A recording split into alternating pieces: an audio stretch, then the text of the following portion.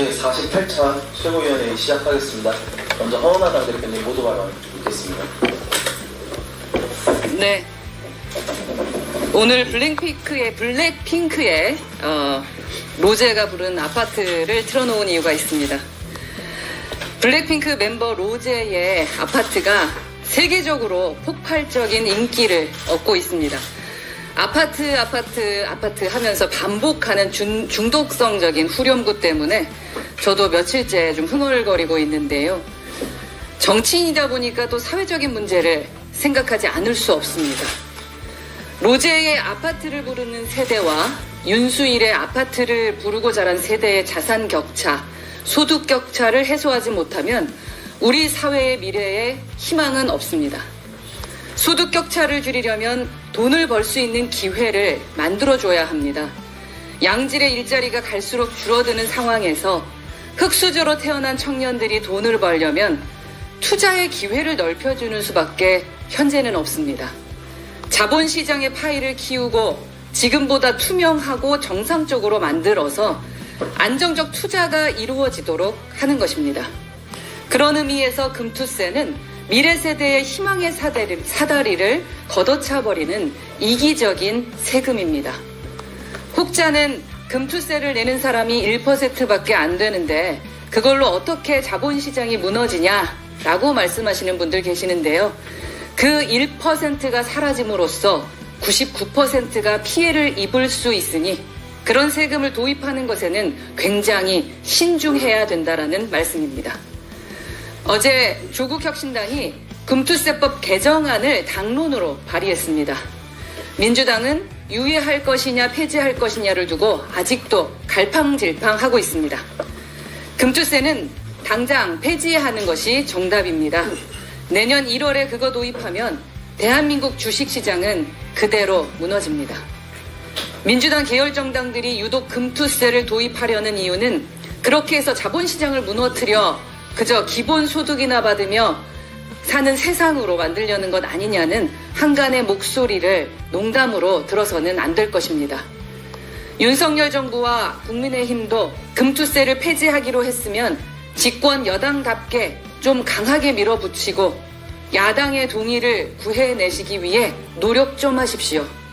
말로만 금투세 폐지를 외쳐대는 것에 정치적 진정성을 의심하게 됩니다.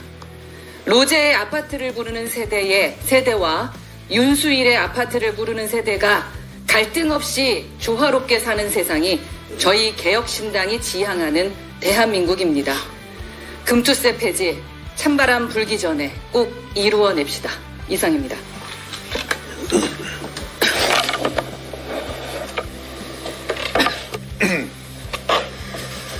국민의힘이 특검 정국이 아닌 특감 정국에 골몰하고 있습니다. 특별감찰관의 도입이 김 여사의 모든 문제를 해결할 수 있는 것처럼 주장합니다. 과연 그렇습니까? 특별감찰관은 자세히 뜯어보면 수사력도 강제력도 구속력도 없는 맹탕 감찰관입니다. 수사도 할 수 없고 이렇다 할 권한도 가지지 못한 일종의 고충 처리 옴부즈만 정도의 제도를 유일한 대안인 양 호도하는 것은 국민을 속이는 일입니다. 이미 박근혜 정부의 이석수 감찰관 재임 시절 그 사실이 증명이 됐습니다. 우병우 수석의 비위 문제를 검찰총장에 고발하고 박근영 씨의 문제를 검찰에 수사 의뢰했던 이석수 감찰관. 지금 이 정부에 대입해보면 이미 도이치모터스, 명품백 등 김 여사의 수많은 의혹을 무혐의 처리했던 검찰과 총장에 고발하고 수사 의뢰해봐야 어떤 결과가 나오겠습니까? 또한 지난 이석수 감찰관은 비위조사 내용을 공표한 의혹으로 청와대로부터 고발을 당해 결국 사퇴하고 말았습니다. 본인이 공약한 감찰관을 스스로 폐기, 번복하는 뻔뻔한 이 정부가 이석수 감찰관의 전철을 밟지 않으리라는 보장이 있겠습니까? 제도의 부실을 손을 본 것도 아니요. 그렇다고 해서 권력으로부터 독립성을 강화하려는 그 어떤 조치도 동반하여 제시하지 않았습니다. 실패한 대책을 다시 꺼내들고 있는 국민의힘의 저의가 무엇입니까? 겉으로는 갈등하는 척, 속으로는 대안도 아닌 대안으로 논쟁거리를 만들어 김 여사도 지키고 대통령의 심기도 보호하려는 낯뜨거운 우정의 증표입니까? 혹은 국민 모두를 눈속임하고 있는 약속 대련입니까? 실패한 것은 실패한 것으로 끝나야 합니다. 특별감찰관은 결코 대안일 수 없습니다. 대통령 배우자도 조사, 수사할 수 있는 강제력을 가진 독립적 지위. 그것은 곧 특검입니다. 더 이상 특감으로 눈속임 말고 특검 받으십시오. 여당 추천의 검사라도 좋습니다. 정확한 수사를 통해서 깨끗하게 의혹을 털어내시길 바랍니다. 이상입니다.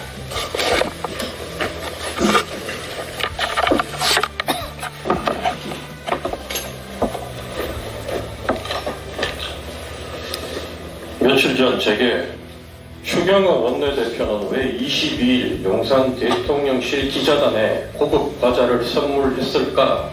라는 제목의 카톡 하나가 전해졌습니다. 그중 제가 평소 들어왔던 내용도 포함되어 있어서 오늘은 그걸 좀 나눌까 합니다. 그 내용인즉슨 추경호 원내대표는 별명이 용내대표 혹은 국회 수석일 정도로 용산 눈치를 많이 보는 사람. 한간에 떠도는 소문은 추경호 원내대표가 총리를 원한다는 소문. 여권에서 총리를 원하는 인물로는 대구 6선의 주호영 의원이 알려져 있었으나 추 대표 역시 총리 혹은 대구시장을 노린다는 설. 사실 이 말은 대구 바닥에선 파다하게 퍼져 있어서 별로 새로울 것도 없는 내용입니다. 추경호, 김재원이 저리도 눈물겹게 윤 대통령 편을 들면서 한동훈 대표를 공격하고 반대하는 이유가 두 사람 공이 다음 지방선거에서 대구시장을 노리기 때문. 손해보고 못 사는, 심지어 말 한마디라도 치고는 못 사는 성격의 홍준표 시장이 명태균 씨의 여론 조작으로 지난 대선 경선에서 피해를 본 게 구체화되고 있음에도 문제 삼을 생각이 전혀 없다고 하는 이유, 그리고 지난 23일 대통령과의 회동 이후 홍 시장이 연일 한동훈 대표를 맹렬히 저격하는 그 이유 역시 두 사람의 이해관계가 맞아떨어졌기 때문.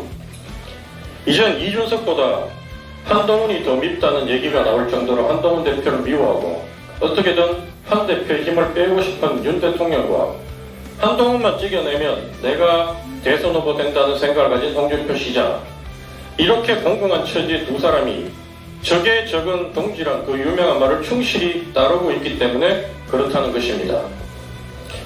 홍준표 시장은 이 같은 야심과 대선 계획을 지난 7월에 있었던 개혁신당 지도부와의 면담에서도 가감없이 노출시켰습니다. 1시간 면담 시간 중 30분 넘게 한동훈 후보를 원색적으로 비난하면서 저희 개혁신당에겐 윤석열 대통령을 비판은 하되 절대 탄핵 집회에 나가서는 안 된다며 자세한 가이드라인까지 제시했습니다. 그 소리를 들으며 대구에서 나름 열심히 대선 준비를 하고 계시구나라는 생각이 들었지만 솔직히 당시에도 대구에 내려와서 더욱 현실감이 떨어지셨구나라는 생각을 지울 수가 없었습니다. 내가 당원 30%는 움직일 수 있다. 나경원이 치고 올라와 한동훈을 잡는다고 했던 홍 시장의 형원 장담과 예측은 당신 민심 모두에서 한동훈 대표가 압도적으로 이기면서 이미 빗나갔고, 현재 홍 시장의 대선 주자 선호도는 전국민 대상 여론조사에서 너무 미미해서 의미가 없고, 범보수청의 선호도 조사에서도 자신이 그렇게 배신자라고 욕했던 유승민 전 의원은 물론이고 이준석 의원보다도 낮은 수치입니다. 따라서 대통령이 아무리 당내 경선에서 도와준다 해도 홍준표 시장이 국민의힘 차기 대선 후보가 될 일은 없어 보입니다. 어떤 개혁신당의 깃발로 대구에서 총선에 출마하며 결과에 상관없이 참 많은 생각을 했고 고향에 대한 많은 사실을 배울 수 있었습니다. 대통령을 연달아 배출하며 한때 대한민국 정치 1번지였고 지금도 국민의힘 전당대회 때는 보수의 심장이라는 소리로 축혀 세움을 받고 있지만 그 속살을 까보면 이미 발전에 대한 동력을 완전히 상실하고 전국에서 가장 못살고 활기 없는 도시의 대명사가 되어버렸습니다. 한 지역의 총생산을 그 지역 인구수로 나눈 1인당 지역 내 총생산 GRDP라고 하죠. 그래서 전국 17개 시도 중 압도적으로 꼴찌가 바로 대구입니다. 그것도 한도에 그런 게 아니라 1992년부터 30년 넘게 꼴찌라는 신기록을 매년 갈아치우며 2022년 기준으로 전국 1등을 기록한 울산에 7,751만 원의 3분의 1, 5,161만 원을 기록한 서울에 절반 수준인 2,674만 원이었습니다. 그 외에도 1인당 개인소득에서 광역 시중 꼴찌, 전국 매출의 1000대 기업 중 대구 기업은 고작 20개, 중견기업 역시 122개로 전국 중견기업의 2.2% 수준에 불과하여 대구 시민 99%가 직원 50명 미만의 작은 사업체업은 서비스업과 자영업에 종사하는 실정입니다. 대기업은 고사하고 그럴듯한 중견기업도 거의 없다 보니 고부가가치, 고임금 일자리가 아예 없고, 그렇다 보니 2024년 대구 직장 내 평균 연봉은 전국에서 3번째로 낮았습니다. 반면 대구의 최저임금 미준수율은 2021년도에 22.4%로 전국 평균인 11.9%보다 2배 높았고, 그 후 점차 낮아졌지만 2024년도 올해도 14.5%로 여전히 전국 평균보다 높습니다. 2023년 대구의 기초생활 수급률 역시 6.42%로 전국 평균인 3.6%보다 2배나 높았습니다. 지역 상황이 이렇다 보니 최근 10년간 대구 지역 청년 인구의 순 유출 규모는 총 76,465명으로 이 역시 전국 광역시 중 불명예스러운 1위를 했고, 이로 인한 인적 자원 손실로 새로운 산업과 일자리 창출이 갈수록 더 힘들어지는 악순환이 반복되고 있습니다.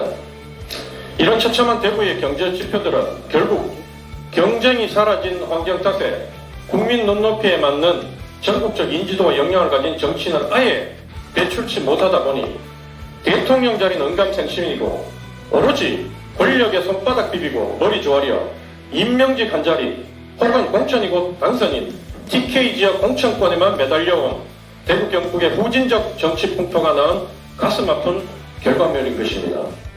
대구가 누렸던 과거의 영광을 돌아보면 한 나라든 한 지역이든 정치의 수준이 경제와 사회 발전에 얼마나 큰 영향을 미치는지 다시 한번 깨닫게 되는 교훈적 사례가 아닌가 싶습니다. 이상입니다.